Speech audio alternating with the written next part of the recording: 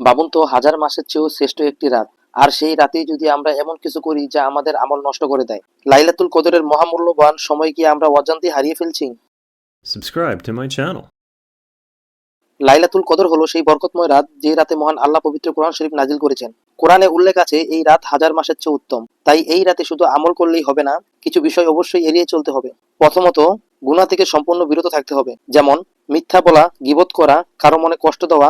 এসব ছোট মনে হলেও এই রাতে এগুলো আমলের বরকত নষ্ট করে দেয়। দ্বিতীয়ত, অহংকার ও রিয়া, দেখানো ইবাদত থেকে দূরে থাকতে হবে। শুধু মানুষের প্রশংসা পাওয়ার জন্য নামাজ বা দোয়া করলে সেই আমল আল্লাহর কাছে গ্রহণযোগ্য হয় না। তৃতীয়ত, সময় নষ্ট করা থেকে সাবধান। অপ্রয়োজনীয় মোবাইল ব্যবহার, সোশ্যাল মিডিয়ায় ব্যস্ত থাকা বা অর্থহীন আড্ডায় রাত কাটানো এগুলো আমাদের মনকে ইবাদত থেকে সরিয়ে দেয়। চতুর্থ, হতাশা ও নিরাশা এড়িয়ে চলুন।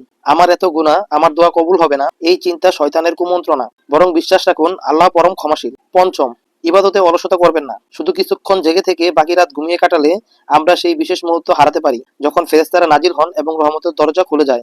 লাইলাতুল কদর শুধু একটি রাত নয়, এটি জীবনের মোড় ঘুরিয়ে দেওয়ার সুযোগ। তাই আসুন গুনাহ থেকে দূরে থেকে আন্তরিক তওবা ও দোয়ার মাধ্যমে এই রাতকে সার্থক করি। হয়তো এটাই আমাদের জীবনের সবচেয়ে মূল্যবান রাত।